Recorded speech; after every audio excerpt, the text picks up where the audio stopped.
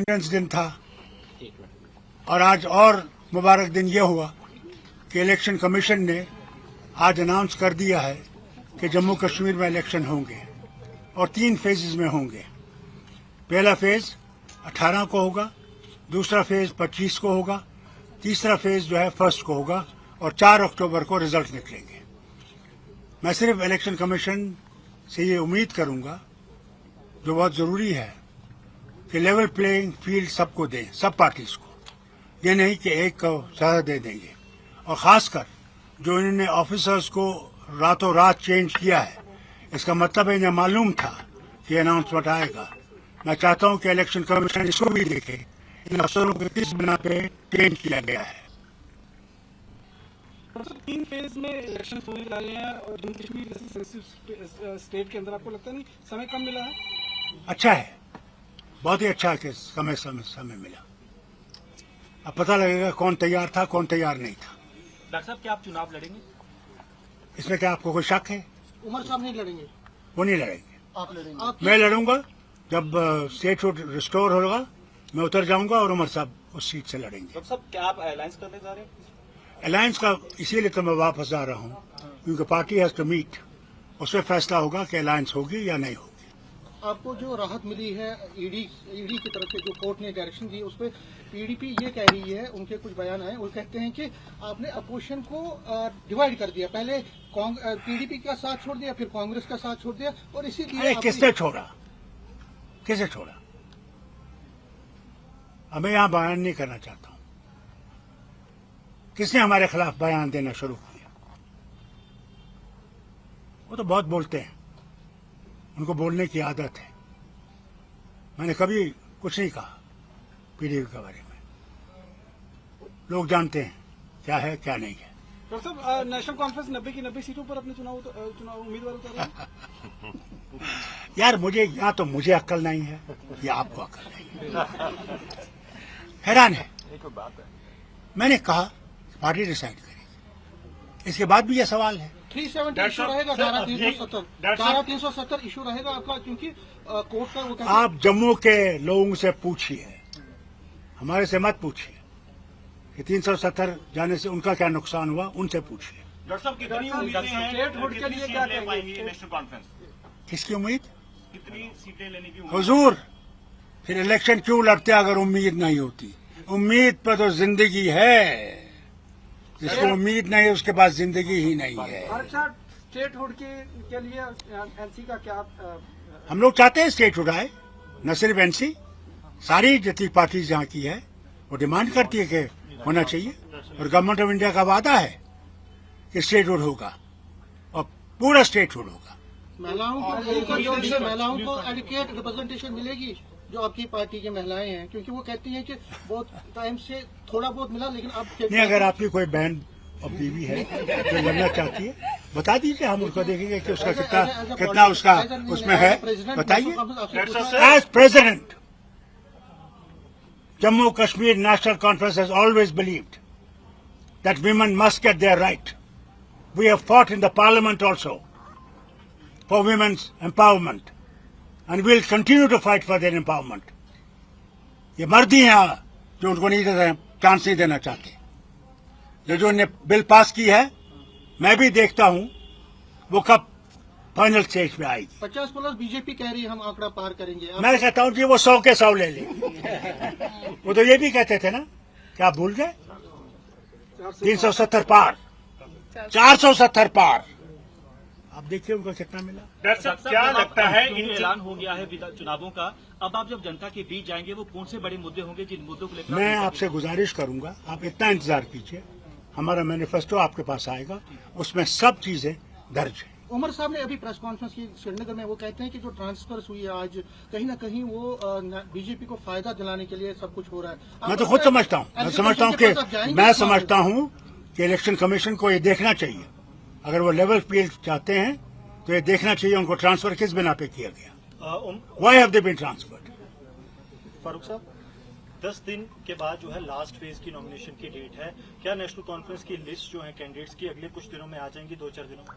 हुजूर, आप देखिए, इतनी जल्दी आएंगे जितनी जल्दी बारिश नहीं आती उससे जल्दी हमारे मैनिफेस्टो में पाकिस्तान के साथ बातचीत का रहेगा, मैनिफेस्टो में पाकिस्तान के साथ बातचीत का। आप जाइए, बातचीत करिए।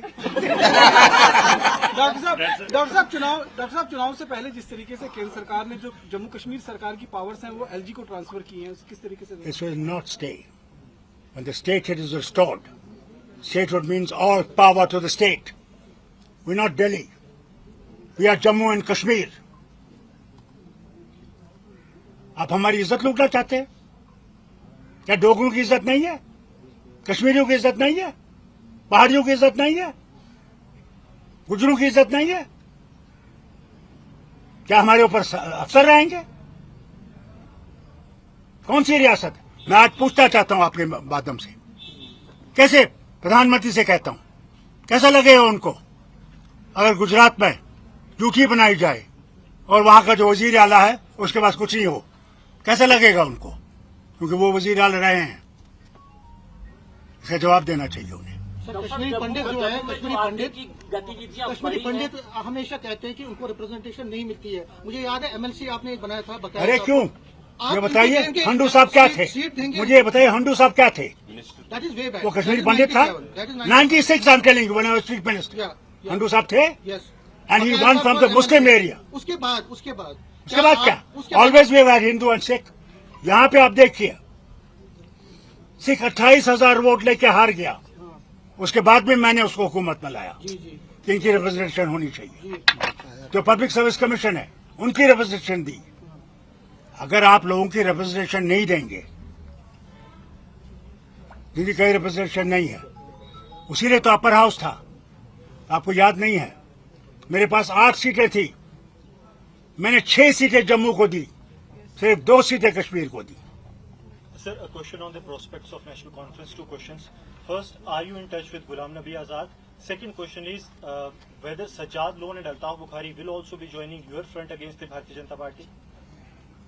As far as Sajjad is concerned and as Bukhari is concerned, they're already part of BJP. So what is the problem? As far as Azad is concerned, he has said he is not going to be there in the meeting, in the fight. So there's no problem left. Sir, you said Azad is not going to be in the fight. Has he conveyed it to you that he's not going No, I read it in the paper. to? Okay. So no talks with him also? No, you ring him, find out. Doctor साहब, जो जम्मू में लगातार आतंकी गतिविधियां बढ़ी हैं, कई जवानों ने शहादत भी पाई है, क्या लगता है कि भाजपा जो दावे कर रही है कि जम्मू कश्मीर में शांति बहाल हुई है, लेकिन जम्मू संभाग में आतंकी गतिविधियां बढ़ी हैं, क्या लगता है कि इसकी जिम्मेवारी कौन तय करेगा? जब तक बीजेपी ये नहीं समझे कि भारत के सब लोग यहाँ के आदमी हैं, वो मुसलमान हो, हिंदू हो, सिख हो, ईसाई हो, बौद्ध हो, वो भी जिसका कोई धर्म नहीं है, भारत जो है वो अनेकता में एकता है। उस अनेकता को जब तक हम लोग मजबूत नहीं करेंगे, हम भारत को मजबूत नहीं कर सकते। सर, क्योंकि चुनाव का अनाउंसमेंट हो चुका है, क्या आने वाले वक्त में आप पीडीपी और कांग्रेस के साथ दोनों से बात करेंगे? क्या अलायंस देखा जाएगा आने वाले अगर जनरल ये कहे कि मैंने किस फ्रंट पे लड़ना है, मैं समझता हूँ जनरल ने पहले ही मैदान छोड़ दिया है। मैं जनरल हूँ, मैं जो करने वाला हूँ वो आपको उस वक्त बताऊँ। एक चीज यहाँ पे देखिए, उमर साहब और आप में ये देखिए, नहीं एक I am Farooq Abdullah. You talk to Farooq Abdullah. नहीं, मैं If you want to talk to Umar Abdullah, you talk to him. ये क्यों कहा जाता है कि उमर साहब अलायंस नहीं चाहते, आप चाहते हैं? आपका जो विजन है वो ब्रॉडर है, वो कहते हैं कि उमर साहब सोलो जाना चाहते हैं।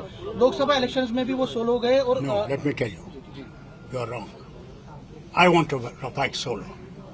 I want to see where we stand. It will now depend on the party what they want to decide. Sir, बेरोजगारी बड़ा मुद्दा बन चुका है। अरे बेरोजगारी मत छोड़ो, सिर्फ महंगाई कम है। महंगाई भी आसमान से छू रही है। आपके पास रोड मैप है उसका, महंगाई कम करवाने का रोड मैप? आप देखिए जनाब, अगर आ गए, मैं अगर आपको भी महंगाई कम ना कर दूं तो मुझे फारूक अब्दुल्ला। स्मार्ट मीटर जो है आपकी अगर सरकार आती, स्मार्ट मीटर पर क्या निर्णय लेंगे? पहले तो मैं आपसे एक कहूं, मैं आपसे गुजारिश करता हूं, आप वो मैनिफेस्टो पढ़िए, उसमें हमने सब लिखा हुआ है। सर, कब तक मैनिफेस्टो लॉन्च होगा?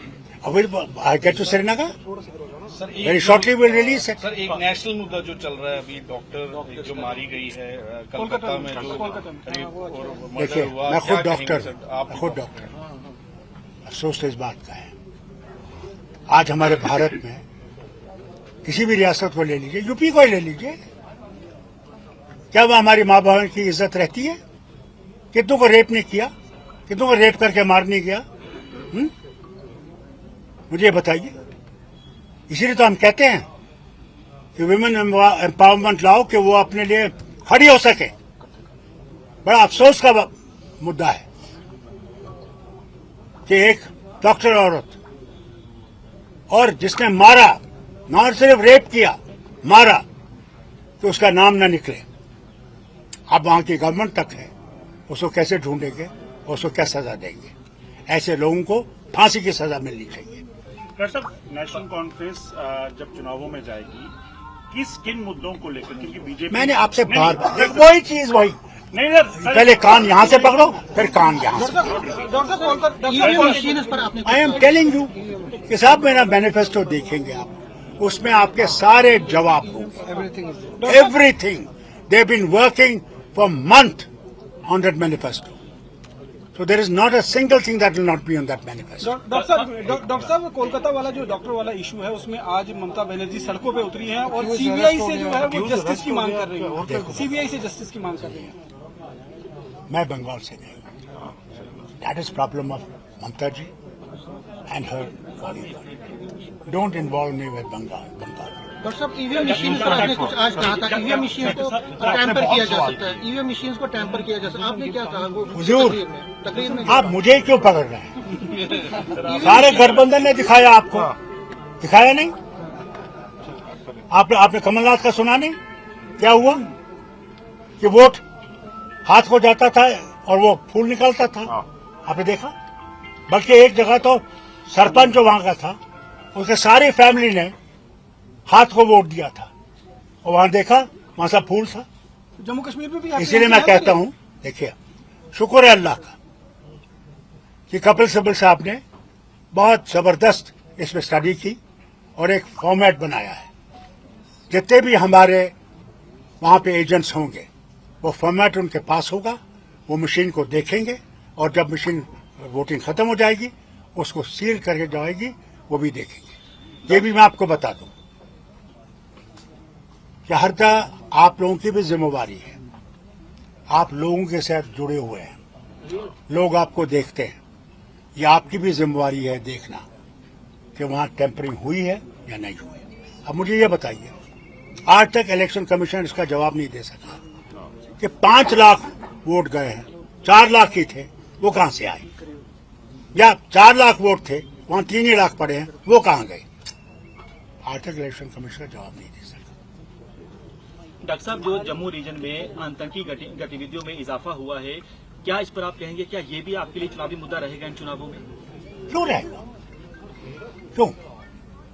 ये स्टेट की रिस्पॉन्सिबिलिटी नहीं है, ये सेंट्रल की रिस्पॉन्सिबिलिटी है। उनकी फौजें हैं बॉर्डर पे, it is for them to answer people of Jammu and Kashmir. ये आतंकवाद कैसे बढ़ा? ये तो पहले हम पे लगाते थे ना, कहते थे ना कि 370 इसके जिम्मेवार है, 370 की वजह से स्टेट पीछे रह गई है, 370 की वजह से ये आतंकवाद बढ़ा है। आज तो 370 नहीं है। आप भूल गए गुलाम नबी आजाद साहब की वो तकरीर जो उन्होंने पार्लियामेंट में की थी, राज्यसभा में, और वहां 2 स्टेट्स का आंकड़ा उन्होंने रखा था, एक गुजरात का, एक जम्मू कश्मीर का। उसमें जम्मू कश्मीर हर चीज में गुजरात से आगे थी। मैं समझता हूं उसी दिन इनको आग लग गई कि किसी तरह जम्मू कश्मीर को नहीं चलाना है। डॉक्टर, दरबार मूव को लेकर कुछ कहेंगे? दरबार मूव के लोग दरबार मूव को लेकर कुछ कहेंगे सर? देखिए साहब, दरबार मूव किस लिए था? इन 2 हिस्सों को जोड़ने के लिए कि हमारे ताल्लुकात और बेहतर बने, कि गर्मियों में वहां आए और हमारी मुश्किलें दूर करें, और सर्दियों में यहां आए तो यहां के लोगों की मुश्किलें दूर करें। महाराज साहब पागल नहीं थे, ये महाराज साहब के वक्त से चल रहा है। और 370 जो आप कहते हैं ना, ये 1927 में महाराज साहब ने किया था, उसमें पंजाब था।